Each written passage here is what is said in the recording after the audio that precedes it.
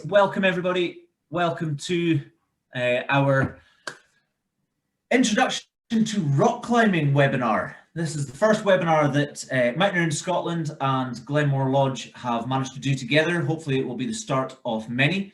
But tonight, yes, we are all here for an introduction to rock climbing. Good evening. Hope you're all excited. Hope you're going to get a lot out of this. Hope you enjoy this. Like I said, you can use the chat function, use the question and answer, give us your feedback, ask any questions you want.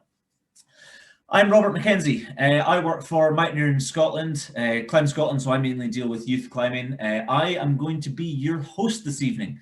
I will do a little introduction here and then I'll disappear and you'll see me a little bit later on for the question and answer section. And in between there, I will be handing over to our special guest. I don't know if any of you recognize his face already. You can let me know if you do. Tonight we are joined by the vastly experienced Mr. Stuart McAleese. Hopefully I didn't make him blush too much there. I'll let Stuart give himself a proper introduction, but Stuart is a MIC, Mountaineering and Climbing Instructor, international mountain guide, and has over 2 decades worth of teaching and working in the mountains. So a huge amount of experience to learn from this evening, but that also means that you can ask him ridiculously difficult questions and he should be able to answer. So yeah, please put him on, get him on his toes. So Stuart has prepared an excellent presentation for you guys, looking at the various ways that beginner climbers can get into outdoor climbing, or really good ways that experienced people that haven't managed to do this for a while can get back into it in a safe way. And also looking at the best practices, good things to think about, good things to practice, so that you guys are actually safe when you get out there. All really good things to know, really good things to think about. Like I said, I'm going to be disappearing off here in a second. I'm going to hand over to Stuart. But if you've got any questions at any point throughout any of this, there is the question and answer function on Zoom.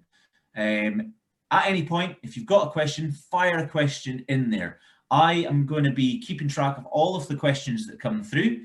I'll be making a big list of them. And when I join you a little bit later on for the question and answer section, we will try and get through as many as we possibly can. We don't have a huge amount of time to get through all of the questions, so we might miss a couple, but that's okay. Like I said, I'm going to be keeping track of all of them, and after this webinar, I will go through all the questions, get an answer to all of them, and I'll put all of the questions and all of the answers out to you guys in the coming weeks. So don't worry, if you ask a question and we haven't got around to it, you will get an answer. So yeah, please don't hold back. Put any of your questions in there. If you've got any comments on any of the things that we're talking about, if you yourself have any answers to questions that are coming in, please share your experience. This is a really good place to be able to share knowledge here. So yeah, don't hold back. Use the question and answer function. We look forward to hearing from you all. So I'm going to stop talking. I'm going to hand over to Mr. Stuart McAleese. Like I said, don't be shy with the questions, and I'll see you guys a little bit later on for the question and answer section. Enjoy the webinar, guys. Hand over to you, Stuart. Thanks, Rob.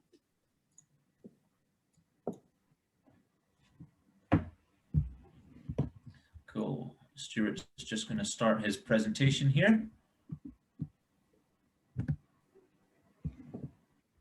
I think. Ryan.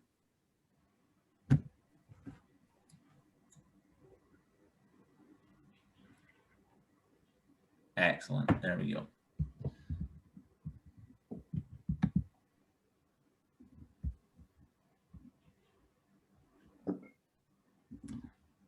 All right. Okay. Thanks for that, Rob. And hello, everyone. I hope you're all well and listening from all over the place. Yeah, my name's Stuart McAleese. Nice to meet you all. And yeah, I've been teaching rock climbing for a very long time. So hopefully this presentation is useful for you. whatever level you're at, really. I guess it's pitched at the beginner or somebody who wants to learn a little bit more about their climbing already, but also, keeping in mind that we're starting out after a very long time with restrictions, but also we're starting a new summer. So I guess our mind is already focusing on our climbing plans. So hopefully it'll help with that as well. What this presentation does is it kind of scrapes on the surface of most aspects of going climbing. There will be some bits where we could have gone deeper into technical aspects, but that's maybe for another time. But I'm here to help and give you some advice and hopefully inspire you to learn more, but also how to find out some more as well. First of all, I'd like to say thank you very much for all your really nice questions that you've sent in. And I'll aim to answer them as we go. That'll probably help things as well. So there's some number of slides, and each of them have some photographs. Hopefully some of them are in context with the aspects on the slide. But some of them are in really nice places, rock climbing all throughout the UK as well. So first off, where to start, and I realize some people might be climbing already, but this is going out to the people who are thinking about going climbing, or maybe starting in a climbing wall. So climbing walls are good places to start for sure, because they're all over the place, they're all over the UK. And I think the infrastructure of climbing walls has got better, or is getting better all the time. And I think the climbing walls also, give you a really nice environment to learn in, but also set you up with other people climbing there as well, friends and things. So there's often maybe even clubs advertising, or some instructors or formal teaching be available at climbing walls. So I'd recommend that as one good place to start. Another one is with climbing with friends and family. You might be lucky enough to have some family members or some close friends who climb, and that's really great. It might be friends that university or work, or even you might be retired and you've got some experienced friends. I would recommend that they are experienced, and then you can learn a lot from them, and they can also in hand look after you as well. Clubs are another good place to start as well if you're unsure. So you might have moved to a new area, or you might be just starting to think about climbing. It's always worth looking and seeing if there's a climbing or mountaineering club in your area that you live in. They're normally really, really active and dedicated to climbing and mountaineering. It can be a really good place to start. And then you may even establish links and connections with that club, for the rest of your climbing career. So it's a good idea. You could also go on a climbing course. It's very a little bit more of a formal way to learn. But as I've been teaching on climbing courses for a very long time, I often find that people connect with new friends on those courses, and actually build and create climbing relationships, and make friends on those courses as well. Another option as well is to hire a climber instructor or a mountain guide privately, and again that sometimes builds connections with other people as well. So there's some good ideas on where to start, and there's a little image there is more of an introductory setting of some climbing with a group. Yeah. And then you might be thinking you may be already a climber, so this doesn't really apply to you because you know that you want to go climbing, but some people may be wanting in this lecture to find out more about climbing before they decide to commit or give it a go.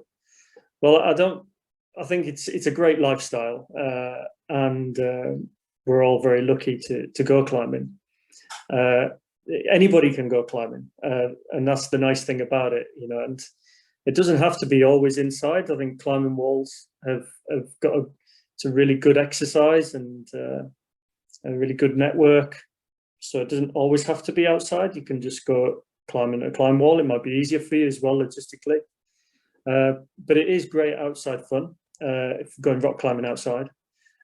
It's really good exercise. It's not too demanding. And what I like about it is the nature and the adventure that comes with it as well. It definitely is it for me. And you're wondering about maybe fitness levels. I think a good level of fitness will help. It'll also enable some sort of progression as well. So just a good level of fitness. Yeah. Definitely, I think a sense of adventure is required if you're asking if it's for you. And also, it's never too late. You know, I meet many friends, clients as well, who have lived their life, but then have decided to then start climbing or learning more about going into the mountains as well. So it doesn't matter how old you are. Yeah. One of the great things about it as well is it can really build teamwork and friendships. You know, some of the experiences that you go through are really vivid and can really draw out the best in a team between you and your friends. So, you know, that's one of the great benefit of going climbing for sure. And also the bottom comment here, you know, it does take you to some of the very best places in the world, if not the UK. Very, very lucky, as you can see from this slide as well. Since moving up to Scotland, I live up in Aviemore, and I've only been here a year and a half now. And there is so much to explore. I knew of the climbing, and I'd been to it many times, but there's still so much to explore, and it does take you to some of the best places, you know, there is in Scotland. So I'm really lucky. And also realize that some people may be listening throughout the UK as well. So there's also some images from other places in the UK as well. So just to, while I'm on it, I'm going to move through some questions as well. So thanks very much, because they're all really nice, and it also gives me a little bit of an insight to who's listening. So it's really, really nice to hear. So one of the questions is how to join a group and find a climbing buddy in a new area, coming back to climbing after a few years away. Yeah, so things like this, the climbing walls are very good focus points for climbers. So I'd recommend something like a climbing wall. You know, social media as well. There's a lot of climbing groups on social media. So social media, climbing walls are often, I would say nowadays, a good point to sort of meet people and go climbing. Yeah. Next question I've got is, been a couple of years since climbed outdoors, so mostly a refresher on anchor building and building belays. Yeah, you know, I've done my best with this lecture to talk about belays, maybe to highlight the importance of some aspects. Ultimately, it's a very practical thing, but I would say try your best to learn from textbooks, reference books, images. Online is really good as well, but you know, there's no substitute for actually getting a hands-on experience of being at a crag and making anchors. But practice as much as you can before actually doing it at a crag for real with someone. And then when you do it with someone, make sure it's either supervised or, again, with experienced friends to help look out, keep you on the right track. Going back on that first question, how to join a group, find a climbing buddy. Things like Mountaineering Scotland, Climb Scotland is a really good resource. You know, and then you've got the BMC as well, so they'll put you in touch with climbing clubs as well. Good. Another question, a good first trad rack / sensible rack to start outdoors. Yeah, I'm going to scrape on this, and I will cover that in a slide. But without you having to spend lots and lots of money, I would say build up slowly, and also beg and borrow, and also then combine with friends as well. So meeting up with other people and see what they get, because to go out and buy it all overnight, it'd be very, very expensive. And we don't really do that anyway. So a bit at a time, a set of wires, a handful of cams, and some slings and a rope and a harness, that'll see you right to start off with. I can remember when I was younger, my first thing that I bought to go climbing, I had the option of buying some rock shoes or a chalk bag, and I couldn't afford the rock shoes, so I bought the chalk bag and went climbing with my trainers, but I still felt like a climber with a chalk bag. Okay, so I'm going to move on to the next slide. So you might be someone who climbs indoors a lot or doesn't get a chance to go to crags very often, and you're wondering, what to expect, what's different. And obviously, the climbing walls are great places to learn and also develop and train. But outside, the climbing is that so much more special. Again, you've got the nature and you've got the adventure side of things. But there's also other challenges attached to it as well. But it's a place that climbing walls really do prepare us well for. So going to the crags, there are different things. It's a very controlled environment in a climbing wall. It doesn't really rain that much in a climbing wall, but also there's the bolts and the safety is all managed for you to a certain degree, obviously apart from belaying. So I'd recommend, if it was for your first time, then go with some experienced friends or family, or an instructor or a mountain guide. For you to go to a crag as well, you're going to need more equipment. So you are going to need a climbing rack and rope. It depends on how much climbing you want to do, regards to how much rack you're going to have to buy or acquire.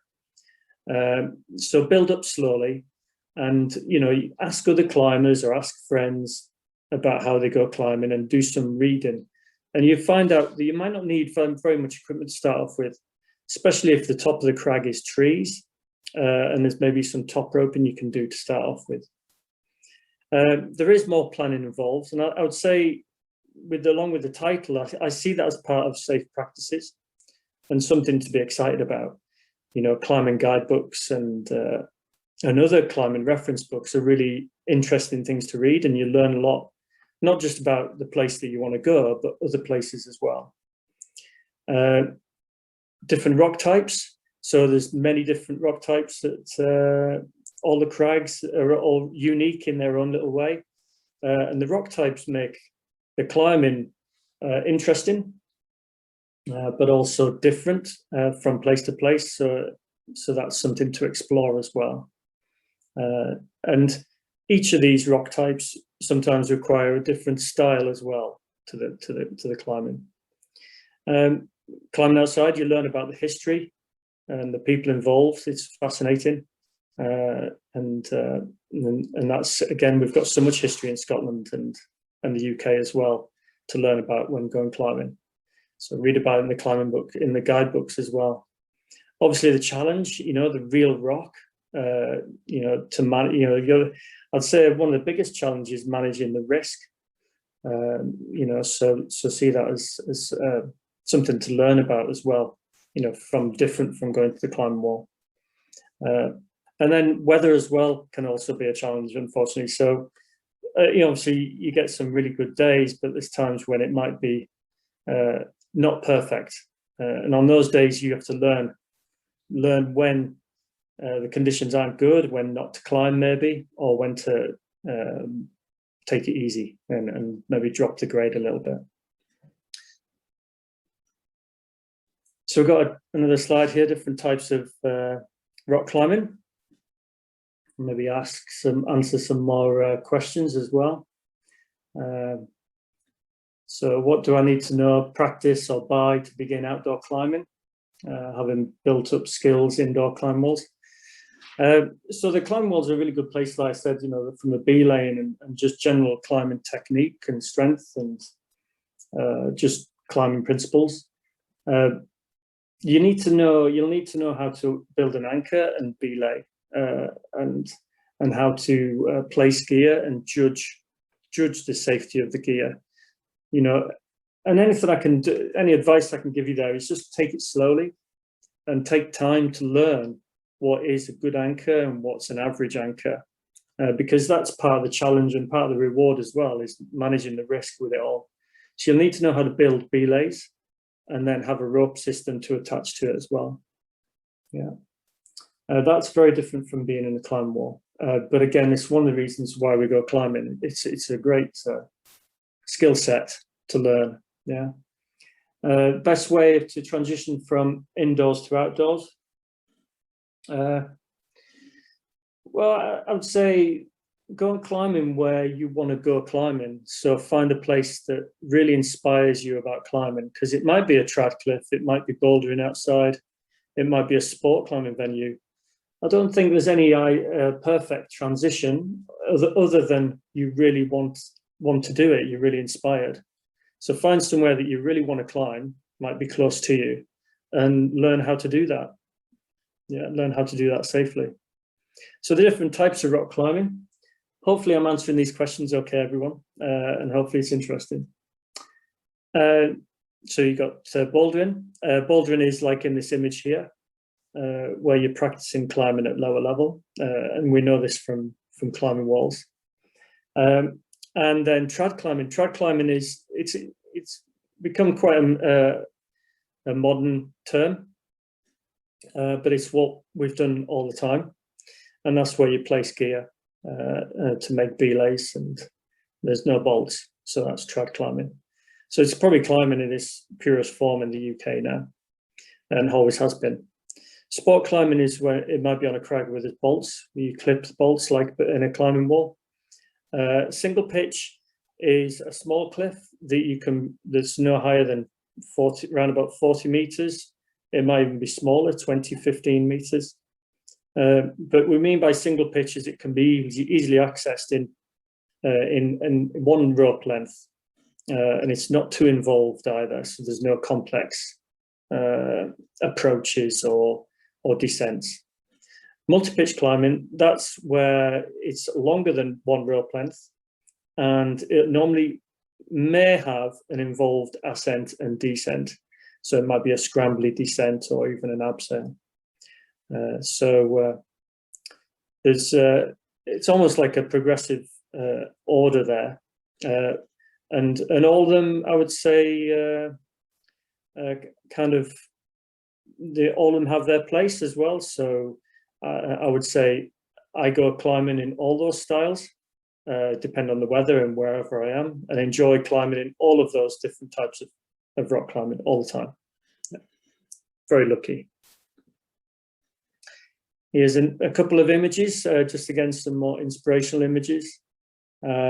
Something that helps me as well when I can't go climbing is sometimes I read books or famous climbing books, or maybe even coffee table big picture books to help inspire me for places to go. Maybe even watch something on TV or YouTube, climbing movie. But often I'm very lucky. I'm living near a place where there is climbing. But here's some other photos of some climbing. So this is Savage Slit on the left there with the two girls in Scotland here, and then the image in the top right is the Old Man Ahoy up in Scotland, up in Orkney, and then the bottom right picture is slate climbing in Llanberis, North Wales. Okay, I'm going to ask and answer another question. Building specific fitness for climbing. I think if you want to get, if you want to climb really hard, there is specific fitness. But I guess this lecture is not really pitched towards elite climbing. It's more towards like generic, getting back into it. What I would recommend is just good conditioning is better than nothing. And try not to overtrain. I've overtrained in the past, and I've found it doesn't really work. There's very little benefit from training too much because you run the risk of getting injured. So just good conditioning is better than nothing, and it helps so much with climbing. So what I'm on about is some training at home, training at the gym, running, cycling, anything where you're not going to get injured and isn't hard work, but you feel good after it. Because climbing in itself can be exercise. But if it was for specific training for climbing, yeah, just, push-ups, sit-ups, cycling, running, anything good basic conditioning. And then what you find is you're in a better place to then cope with the climbing techniques, climbing movements, and also the physical endurance of climbing. You're in a better place to cope with that. So hopefully that's answered that well. I've climbed pretty hard, and I think once you start pushing your very limits, then you do have to train a bit more specifically for that. Okay, what simple exercises can people do at home to prepare their body for climbing? Well, like I've just said, and again, during lockdown, I've seen so many great examples of people training at home and improvising in any sort of way. Well, that's a really great message, and just carry that on. Something like that. Again, anything is good for climbing, and just as long as you feel good after it and you feel good doing it, and you can measure your fitness as well and measure your performance, so you can know when to increase or take it easy likewise. But with all training, listen to your body as well. If it doesn't feel right, then take a break, yeah, so don't push it, so listen to your body. Yeah, hopefully that helps, everyone. Good. How to start climbing outside after only climbing on the wall? Well, hopefully that's been answered already now. And I'll go on to another question before moving the slide. Buying the right harness. You can't really go wrong nowadays, to be honest. All the kit is amazing that you can buy compared to a long time ago. All I would say, it's got to fit comfortably. So I would try the harness on in the shop, or if you can't nowadays, with some of the restrictions, then order, but then do try it on, and I'm sure they've got a returns policy with that as well. Yeah, so yeah, I would, there's certain things that I would get brand new or in very, very good, reliable condition, and a harness being one of them. Yeah, and I would say on Rob's message, UIA stamp and EN number. Yeah, that's almost standard with, with the good branded harnesses. Then you can't really go wrong. I would say with harnesses as well, when it comes to trad climbing, it's more the gear loops and where they are, storage. You may have a particular way that you want the gear loop to sit on your harness once it's fitted on you. So try it on and see what they feel like, and is it very comfortable as well. Good. So yeah, going outside and climbing for yourself independently, either with you or friends, you are going to need more kit. Definitely look after it and check regularly as well, because things can happen without you noticing sometimes. A lot of this kit is generally bomb-proof, it is very, very strong, and it's also tested to incredible loads. So, what the people who make all this do such an amazing job at designing some of the very best kit you could have to go climbing. Because not only do we want it really, really strong, we also want it to be reasonably light as well. So it's amazing technology. But like I said, it can be expensive, so build up slowly, and borrow, or what I would say is sometimes best is combine with friends. So you often find that they've got kit that you haven't, and then all of a sudden you've got a fuller rack, or 2 ropes, or for example a bouldering mat. So I've said there, what equipment you might need. going bouldering outside, I'd highly recommend a bouldering mat. If not, they're really comfortable and warm to sit on when you're having a break. But yeah, look into getting one of those, and I think you'll have some great fun, because it can really make an awkward looking landing or a piece of uneven ground. It can make that into a really good place to go climbing, good safe place, safe landing. Yeah, a small climbing rack, like I've mentioned, a set of wires, a handful of cams. Depending on the size of cliff that you're at, you might not need very much. And especially if you're beeling at the top and you've got good anchors at the top, like trees and things, you might not need very much at all. But you'll slowly find that with a small beginning rack, like a set of wires, a handful of cams, slings, and some quick draws, you'll slowly find yourself wanting more when you do more climbing. And that's when you save up a little bit and just buy a little bit and often. And look out for deals as well online, and often starter packs from good, reliable shops.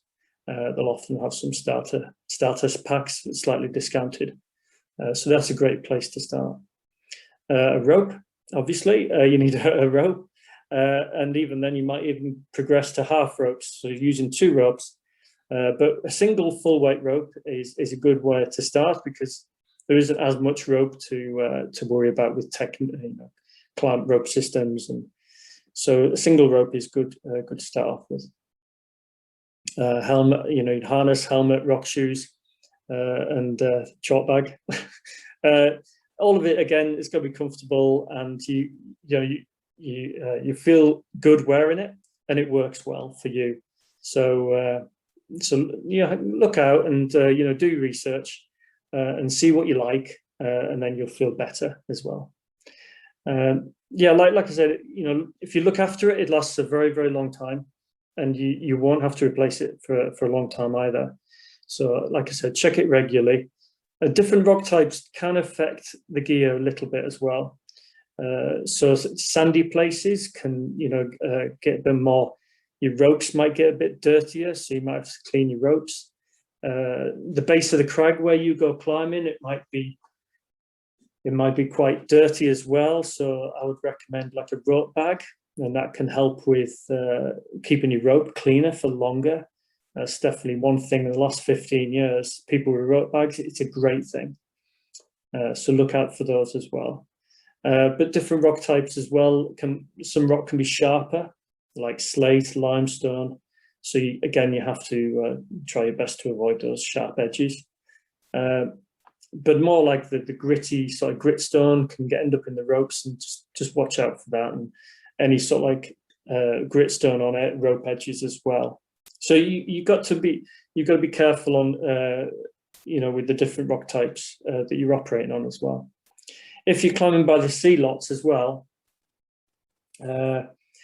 you may have to wash or rinse your gear. And all I mean by that is if it's in contact with the sea, the salt in the seawater can really affect your climbing equipment. If it's against the sea all the time, every day, regular use on the coast, just a simple rinse in the bath, cold water would be important, especially if it's been in the seawater. But it's something to keep in mind if that is where you live and you're climbing by the sea all the time. Yeah. Good. I think this is, again, one of the best parts about climbing, the friendships and the people you get to climb with. So it's also a real important part of climbing, obviously. But just some tips to help here with that, everyone.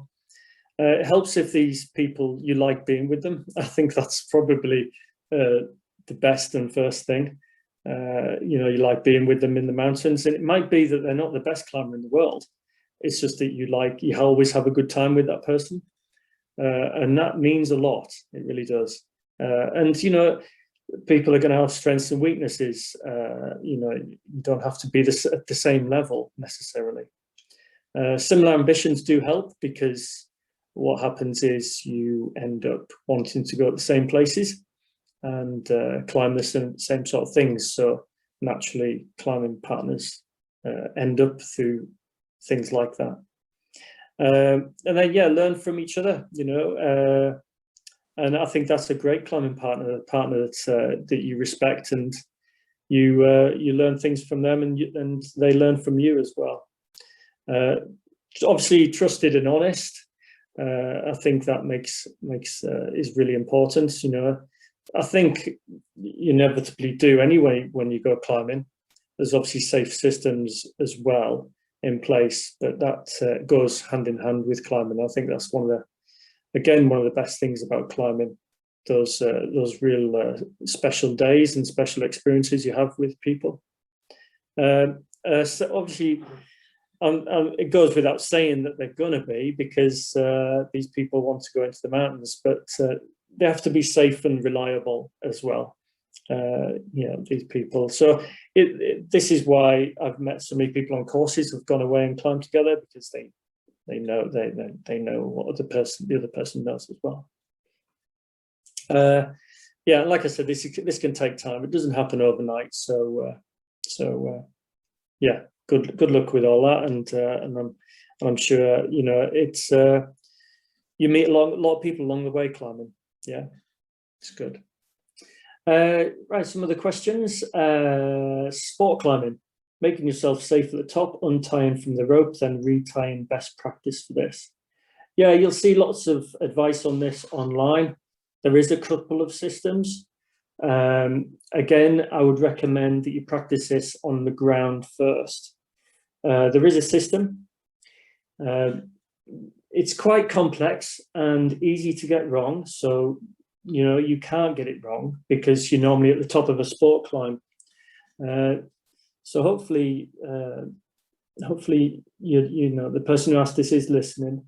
It's quite tricky to describe what to do properly online, and I think maybe an explanation, or going away and looking at some other resources might help you, to be honest.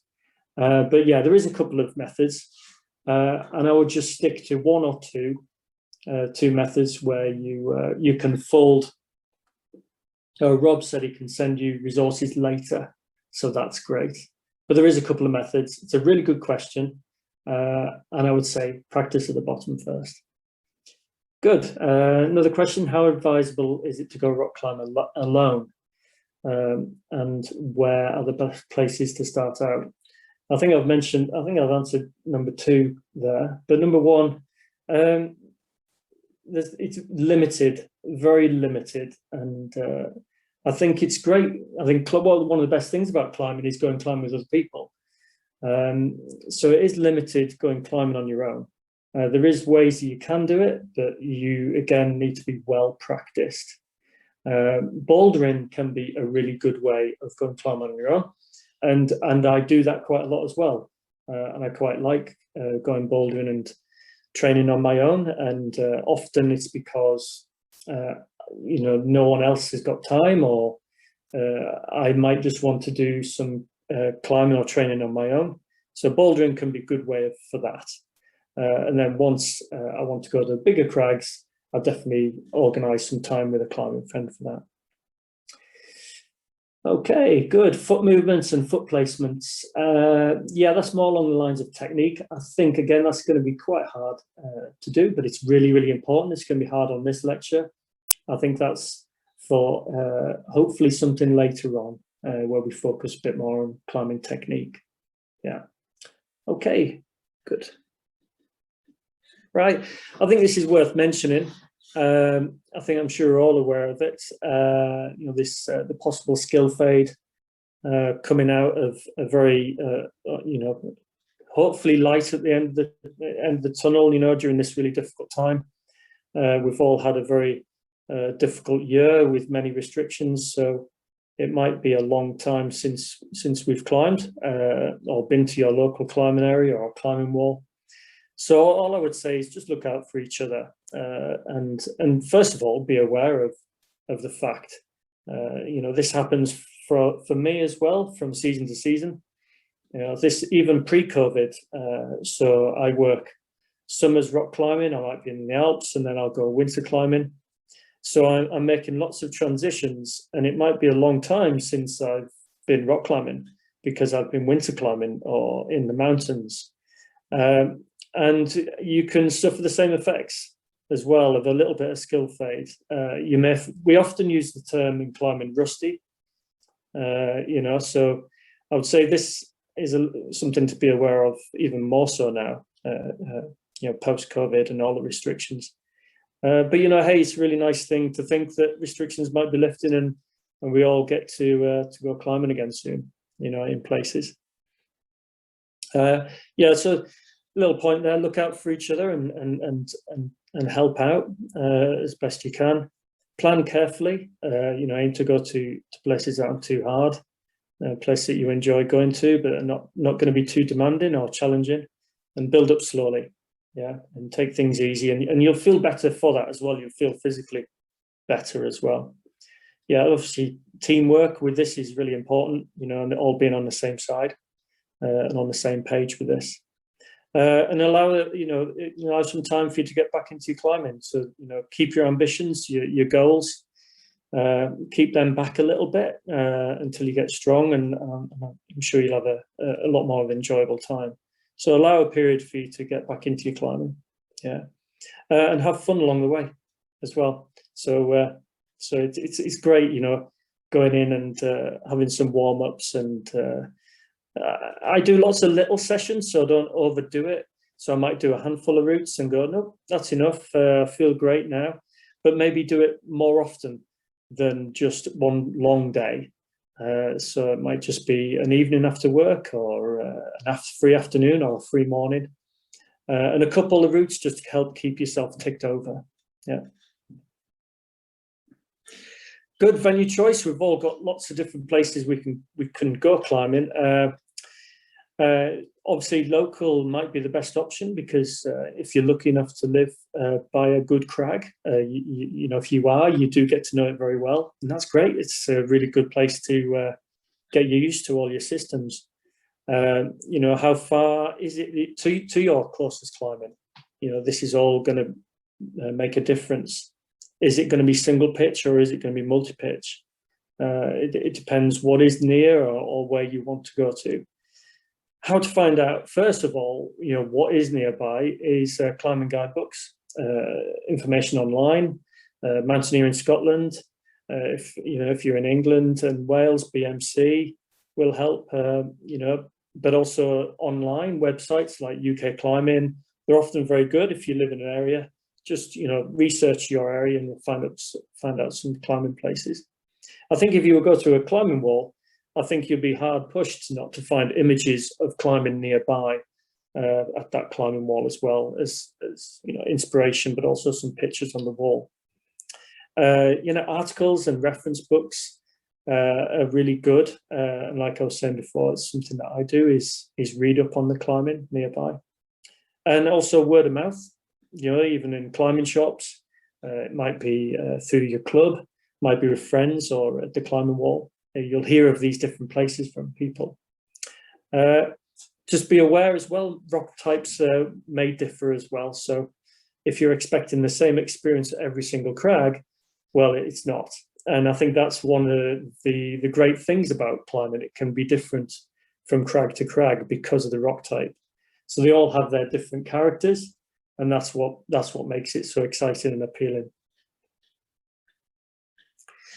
Here's some images, and again, of some different rock types. The image on the left is on an amazing, stunning cliff that, ever since I saw a picture of it, I always wanted to climb there for, about 15 years. I saw a picture of Kilt Rock on Skye.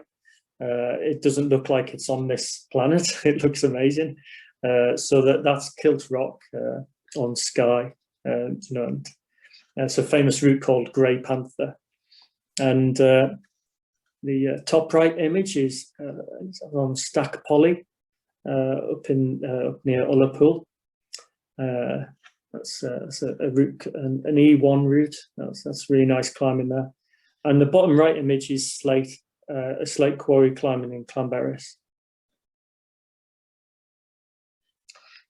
Good access and conservation. Really nice image there of reef up in the northwest of Scotland.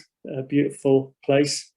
Obviously we have a responsibility as well once we go outside, that we respect it and we look after it, but also I think that goes without saying that we want to go outside because we love the mountains and we love climbing. Just ensure that climbing access is agreed and permitted. Now, what I mean by that is most places you do have access to, and I would say as a beginner climber, you're probably going to be going to places where access is good and there is no problems. It's probably when you start to venture further afield, or it might be in your back garden and you know very little about it. One people you can ask about that is Mountaineering Scotland, but also the BMC if you're in England and Wales as well. Yeah, they'll confirm if there is access there as well. There may be local restrictions.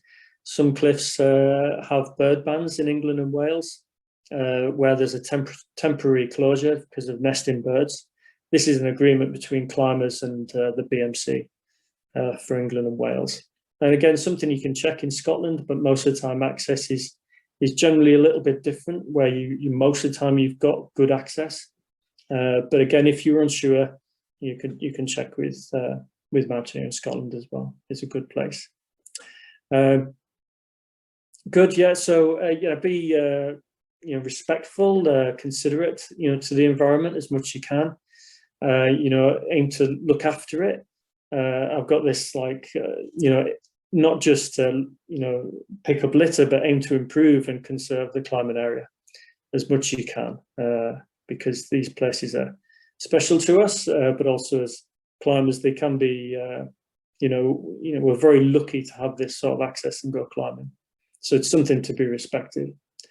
When you're there, there's this thing there's climbers we have called crag etiquette. You almost have it at a climbing wall as well.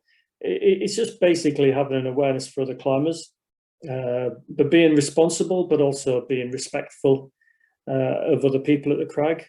It might be behaviour, it might be more your attitude, it might be also how we look after the climbing and how we're, and just generally how we engage with other people. That's what we mean by crag etiquette.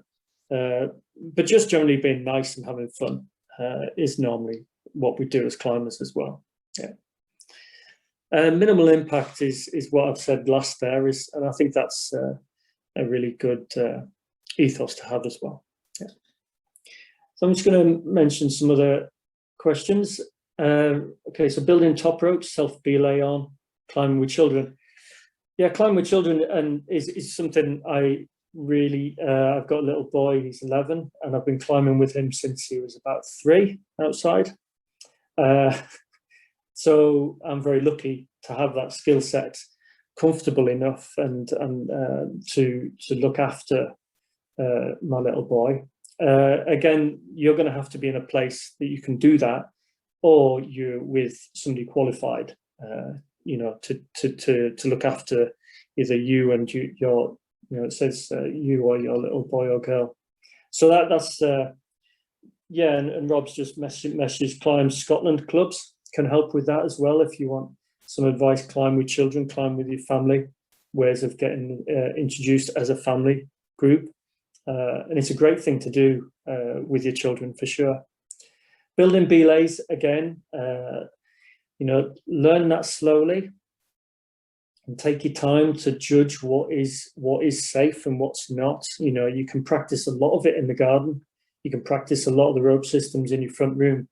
I would practice a lot of it at ground level, and and then once you do start to build these top ropes, even then reflect and learn as you go along as well. So really take your time to learn what makes a good belay, and the systems that you can put in place to make it better. If you only feel it's average. Yeah, good. Okay.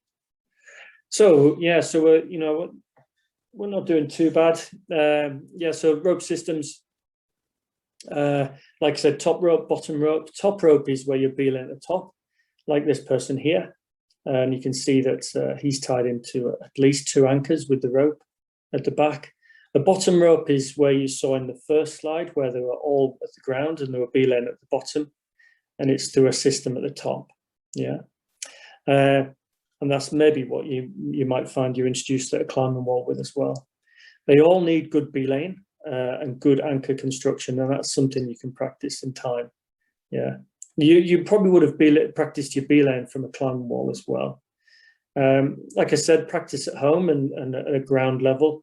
There's some really good reference books for most of this as well, and good stuff online as well. But again, it's no real substitute for trying it yourself.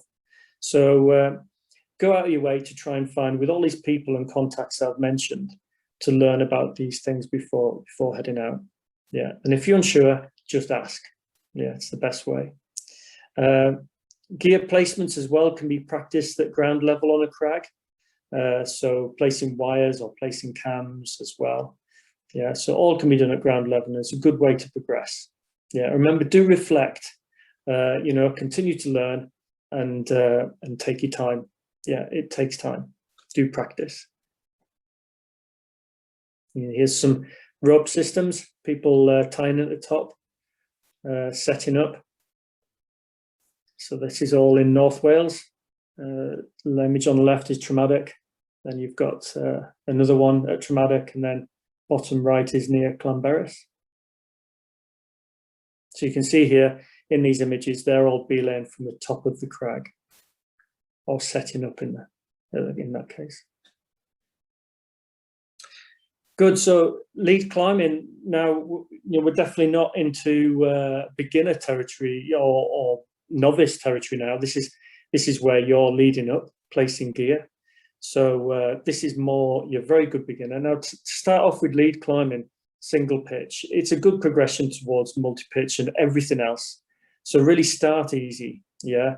And I think the first things first, you're with the right people in the right place, and you've got to want to do this. So build up slowly. And I would say, before you do this, you have got a skill set already. You've got a climbing skill set. You know how to climb. You know how to make belays.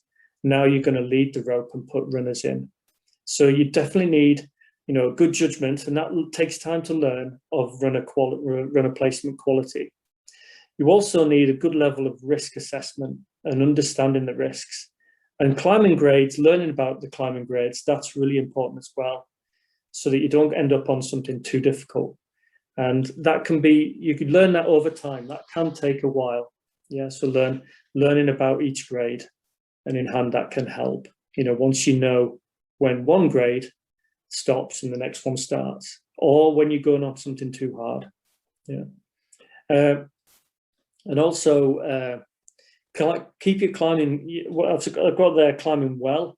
So if you're climbing well, it's a really good place to start lead climbing. Is drop the grade and climb a grade, something very easy, and focus maybe more on the technical aspects rather than climbing at your very limit, especially when you're learning about lead climbing.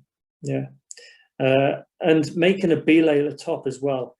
If you're wanting to lead climb, I would say that you really want to be able to make a belay at the top of a crag unprompted before you start lead climbing, because it's, again, one of the stepping stages towards lead climbing, making a belay.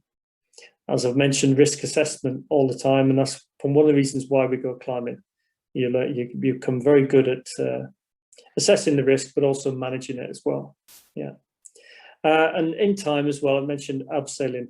That's something that can happen a bit further on, but also it is, I would say, it goes hand in hand with climbing as well, learning how to abseil, and maybe even the progressions of problem solving as well.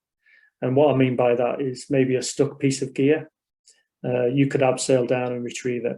Yeah, so these are some of the skills that you can learn once you've lead climbing, you get an interest in other things as well. So lead climbing, multi-pitch climbing, as I said, this is like, I would say, combines all skill sets and gives you some of the very biggest experiences. I would say this sits after a lot of single pitch climbing, and then again the want, the ambition, you aspire to do these things, that you really want to go and do something that you really like the look of. It definitely is going to require more route finding skills, and this is something that's often asked as well. I would say a good guidebook interpretation does help with route finding, but also knowing all the clues about where people have climbed before and where a climbing route will go.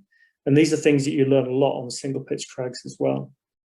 You have to be able to make a belay mid-route, so often on small ledges, and that would be the belay that makes it a multi-pitch. So again, more practice belays, you're going to be comfortable at that as well. You're then going to have to change the rope systems over mid-route, and that's what we call stance management. At every belay, you're going to have to manage the ropes nice and neatly, just like this person has done in their image as well. So they've got the rope lap coiled over their rope. And then time management is really important, because often these routes might be 4 or 5 pitches long. So again, start slowly, start on smaller multi-pitch routes before going on to the bigger ones, because you don't want to be, don't want to run out of time. So being aware of how long it takes you to climb a pitch is really useful. Good. Okay, so I've got some more questions here. Reminder of the best angle to set up anchors, please. So this is a good one. This, I would say 90 degrees. Yeah, and you can see where you stick your hand out. I don't know if you can see my hand. That's always a good angle of the 2 ropes, because you're tying into at least 2 pieces. Yeah, and the rope's going away from you. Aim for 90, no more. Yeah, and 90 is really easy for us to see. And that's a good safe margin to start off with. So aim for the ropes to be less than 90 degrees. Yeah, no more. So hopefully that's helped. The best way to rack gear on a harness, I would say have one system, have a system that you like. The gear that you most often use, like wires, cams, have it more towards the front, and things you're less likely to use and less often, belay plates, slings, screw gates, further towards the back. Now, obviously, we can talk a lot more, but I'm trying to be maybe time aware at the moment. Particularly interested in building my confidence shift from sport to trad. Yeah. Again, the more climbing that you can do on sport will keep you fit, and that will help with your climbing endurance and strength to go into trad. What I would say about trad is start maybe drop the grade a lot lower than you might think, and then build back up slowly for trad.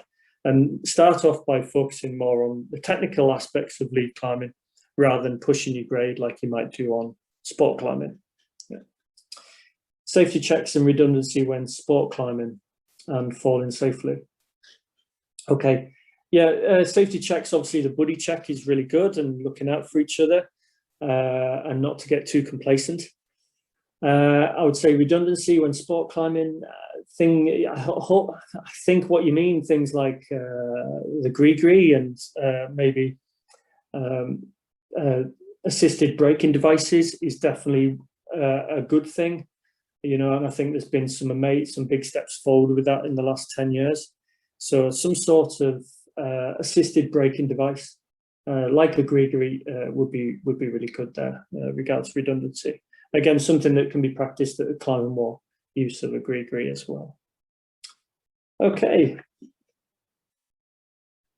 Good. So yeah, last slide. I just wanted to mention as well, we often think about the technical aspects of climbing lots, but I think if you're climbing well, you'll find that will help you progress through your climbing even better. So, so don't forget about knowing how to climb and learning more about your technique and movement as well, because it can really complement your lead climbing, because you can, as I've said, in hand, you can feel more efficient and more comfortable.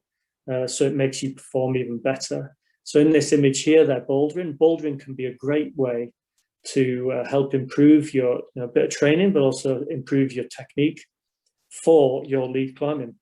It also helps improve your your performance and your technique and general climbing movement, which if you don't often get a chance to maybe go to that lead climbing venue that you're always thinking about.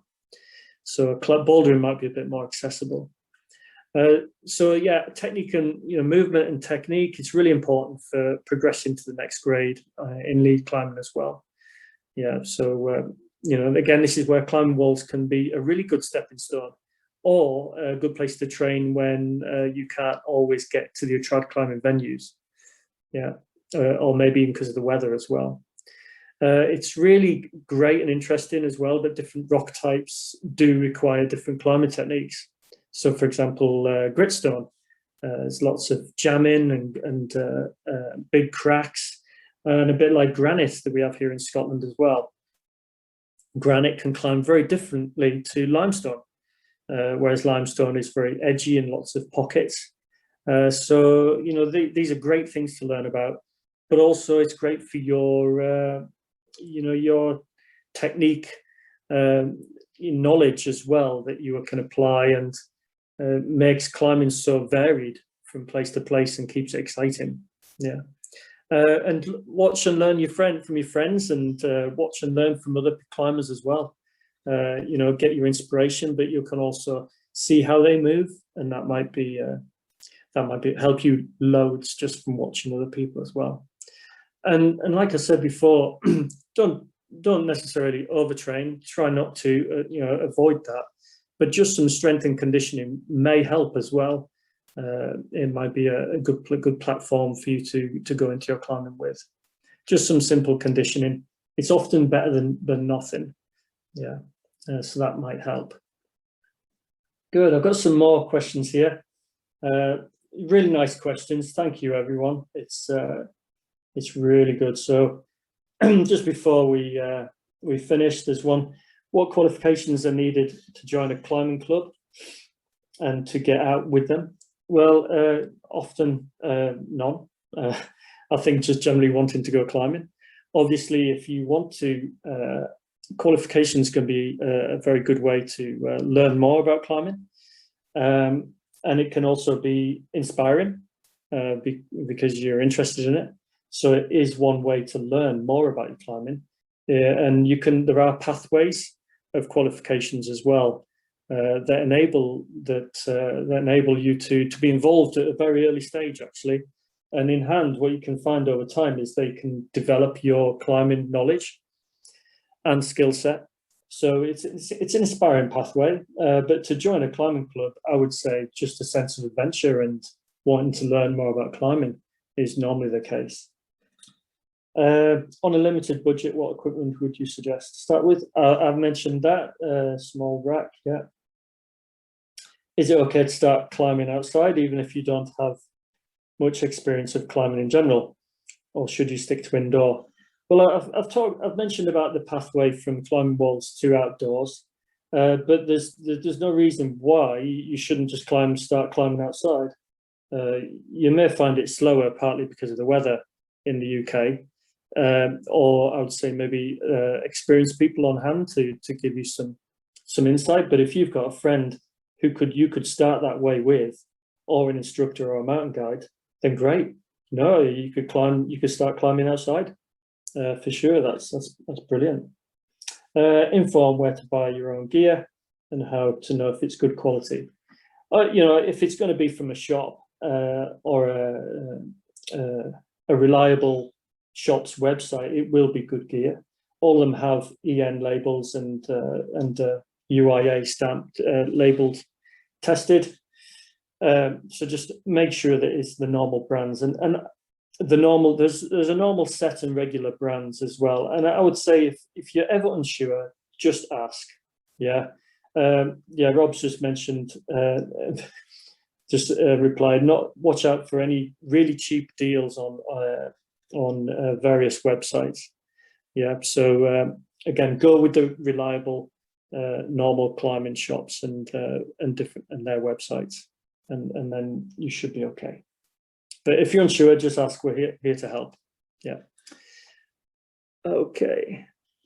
Well, good. Well, that's my presentation. Hopefully I didn't keep you too long. Thank you very, very much for attending, and hopefully it's useful. Like I said, I scraped on the surface of most aspects of going climbing, and hopefully it's given you an insight and helped you along your way a little bit with your climbing, or at least inspired you to carry on getting into climbing. I think we're going to go back to Rob and myself now for some further questions. But if I don't see you, then I hope to meet up with you all soon at some point, maybe either climbing or outside or at a climbing wall somewhere. But do please say hello. Okay, so we're going to go back to Rob now. Thank you very much, guys. Excellent. Thank you so much, Stuart. I think that was really good. That covered absolutely everything that I think we all kind of need to know to get out there safely. All these things that we need to think about. Like I said, we're going to do a quick question and answer.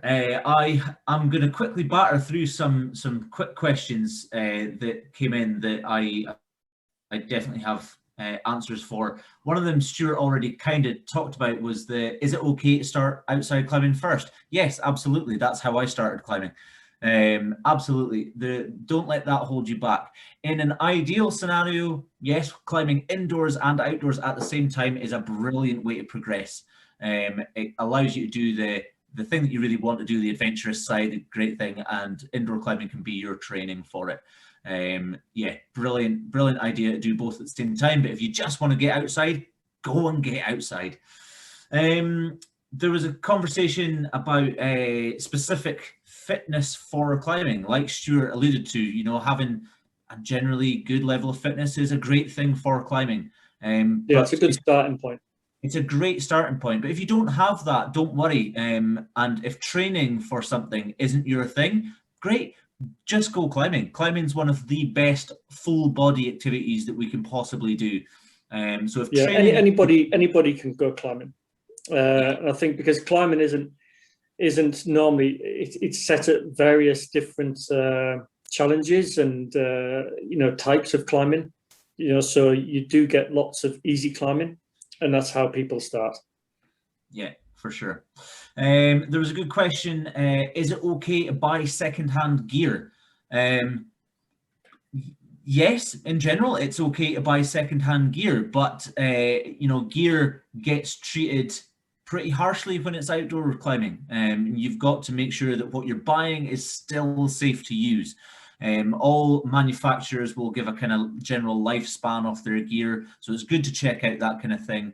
It's good to check out what the history of that gear, how it's been treated, how it's been stored, that kind of thing. I'd say two things there, Rob. It helps if it's from somebody that you know or very, very reliable, because two, it's quite difficult to judge exactly how much wear and tear that piece of gear has had. That's all I would say. It's not easy to judge that. So it would help if it was from somebody reliable at first. Yeah, absolutely. Absolutely. There was loads of questions, Stuart, about best places to go for beginners, best crags around, I'm assuming around Scotland. Let's stick around Scotland. Best crags areas that you would recommend for beginners. Where's your go-to? Where's your favorites? Well, I'm not. I wouldn't call myself an absolute local. I would obviously places, like I said, places that you would like, that you want to go climbing. That you like the look of, or you've heard about. Places that excite you, places that inspire you. They're often the best because you want to be there, you want to learn about it, and people have talked about it, and or it might be somewhere that you feel comfortable and you love being there. So, for example, Reef is a beautiful place up on the northwest, and it's a really inspiring, really nice place to learn climbing. One of the best places in Scotland. It's beautiful by the sea. So really nice places like that will help you, want to learn more about climbing even more so. It's also got to be weather proof to a certain degree, because it might be in a wet weather zone where it's very rarely dry, or, okay, like I've said, climbing's it's rarely ever perfect, but often these places, if they're in better weather locations, that might be a good place to start, or it might be close to you as well. So rather than naming crags, naming crags in particular, I'm more thinking about the qualities of these places, and the principles that you want to look at as well. So looking for good weather, places you really want to be, and places that you like being in, that make you feel comfortable to learn and are inspiring. Yeah, exactly. And how else would you find that out? Speak to local climbers. Speak to other climbers in your climbing wall that you go to. Look up Facebook groups of local climbing community. Ask them where they would recommend as well. They'll usually keep you right of the best places to go. I've got all my favorite little venues for all across Scotland, but they're my favorites. They might not be your favorites, but go and check them all out. Find your own favorites. Talk to the community, get recommendations, use websites like UK Climbing. They've got the full list of crags across the country. So yeah, it's difficult to say so many. It's difficult to say my favorites because there are so many all over the place. It depends where you are, really. But like I said, we're here to help. So absolutely. Yeah. I am gonna put it out there. Reef is the best single pitch climbing venue in Scotland. Argue with me, I dare you. Oh, there you go. Oh, got that one right. There was a really good question came in. Me and my dad are starting outdoor climbing and are wondering on good courses to start on. Well, any intro rock course would be good. There's some family courses as well advertised in some places. They do happen. I would say any kind of like intro rock.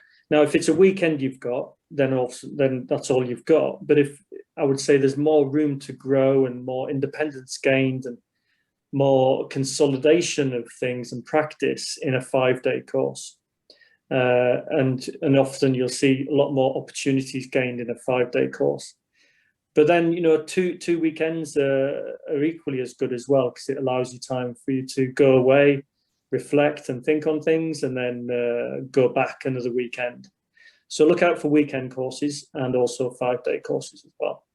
Yeah, absolutely. And there's loads of freelance mountaineering instructors out there. Look on Mountain Training; they'll give you some guidance on and point in the right direction if you want to hire just a freelancer to go out there.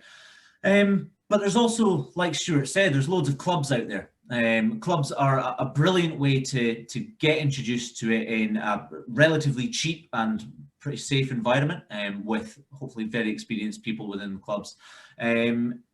Obviously, it just says me and my dad. I don't know how old you are. You might be a child going out with your dad. You might be 37 going out with your dad. I don't know. But there are clubs out there for everybody. It's never too late. It's never too late. Absolutely. If you're looking in Scotland for clubs, Mountaineering in Scotland have got a huge list of all the clubs in Scotland. If you are a youth climber, anyone under 18, Climb Scotland have the list of youth climbing clubs in Scotland. If you're south of the border in England, the BMC have got a similar list. If you're over in Ireland, Ireland have got a similar list as well. So contact the governing bodies. Feel free to contact me if you've got any questions about that. I work for Climb Scotland. I work with the youth-focused climbing clubs mainly. So yeah, if you want to find out what clubs are in your area, what options you have available to you, please feel free to contact me. You can find me just on the Climb Scotland website. Okay, let's do a quick technical question. Do you suggest the Black Diamond Camelot or the DMM Dragon? I must say that it is entirely up to you. They are rated for the same forces. They're just as safe as each other. There's no difference there. What makes the difference is some people like the grip on one more than the other. Some people like the action on one more than the other. If you know real small nuances there. I would say principally that's amazing. You're looking at two of the best examples of kit manufacturers going. So that's if you're wondering about brands, then they're two of the best. There are a few others, but principally that's a good starting point. Yeah, looking for good, well-established brands. yeah, like those. Yeah, absolutely. But yeah, if you know someone that owns the kit, go and have a play with them for a little bit, you know, find out what one you actually prefer, you know. At the And end of the day, have a variety as well. yeah, at the end of the day, safety wise, there's no difference between the two. They're just as safe as each other. Cool. Stuart, what books would you recommend?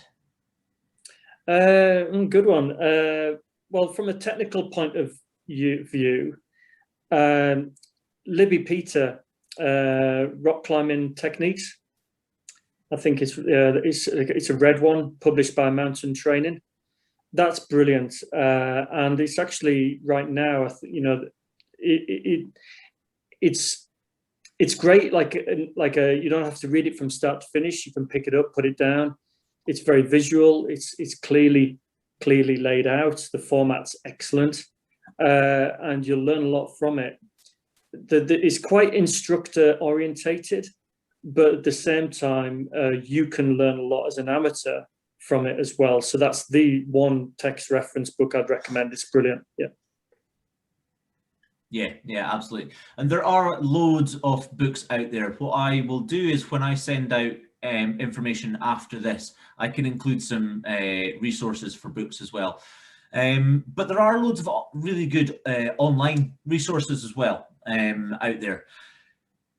It's definitely one to just keep an eye on, though. There's a lot of people learning off YouTube videos, and YouTube is a fantastic place to learn, but there's also a lot of really bad information out there. So anything you do find, any books you find, or any online resources or YouTube videos that you do find, it's worth running them past an instructor in a climbing wall, an experienced climber that you know, maybe putting it on to one of the community Facebook groups. There's loads out there that you can put out on there. You know, post these links, ask people what they think about them, get feedback on how actually good this resource is. And like I said, if you've got any questions and you can't find the answers, feel free to contact myself or Glenmore Lodge.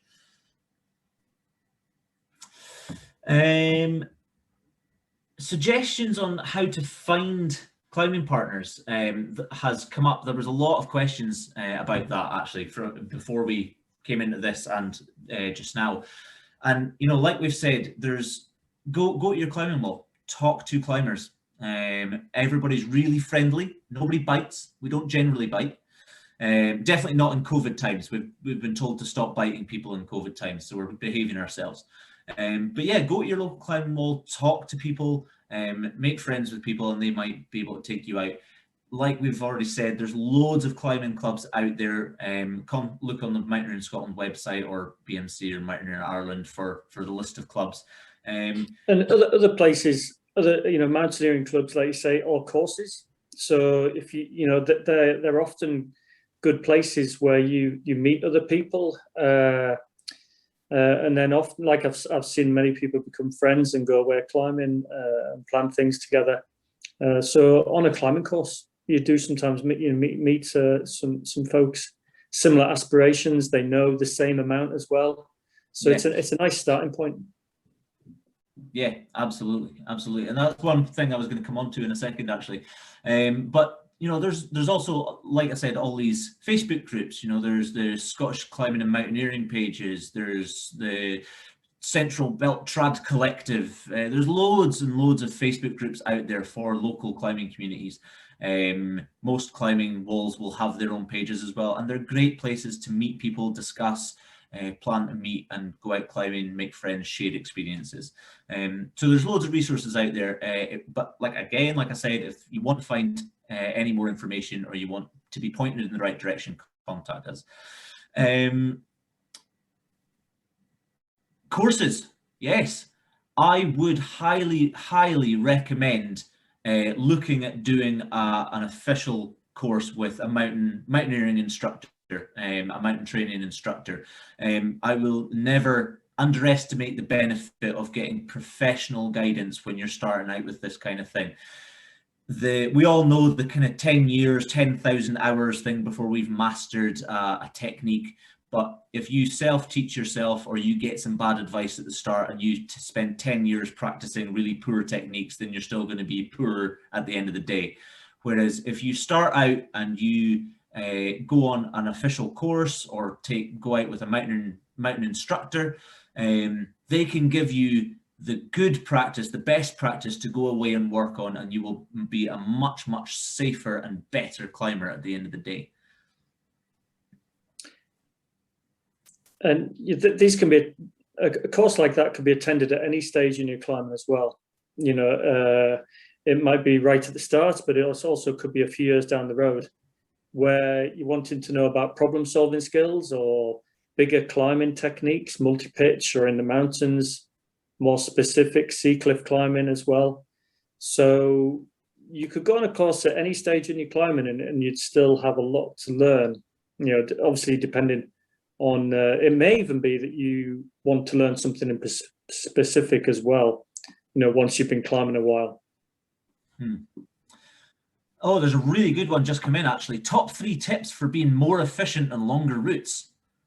Ooh, that's got caveats. That's got depth. Okay. Route finding, rope management, and slow is fast. Yes. Yes. So, well said. Yeah, so you know, route finding, you know, obviously having a bit of an insight to you know, where the route goes, and guidebook interpretation, that's going to help a lot with just how smooth the day goes. Belay making belays and stance management, having that a little bit more automatic skill can help. You know, I wouldn't say speed, but help make things more efficient. You know, a lot of time can be wasted at a belay, for sure. And then just this general principle of long-term speed, rather than trying to move fast, just long-term speed. So everything is done a little bit efficiently. You know, it's a culture that you have in your climbing team, that you work together and you do same things at the same time. It's something that we concentrate on a lot, because I'm often working in big places with people, and we try and have a culture. It might be that we're even on a big cliff in the UK. It might be the Old Man of Hoy, or it might be a 4,000 meter peak. But it's all about efficiency and long-term speed.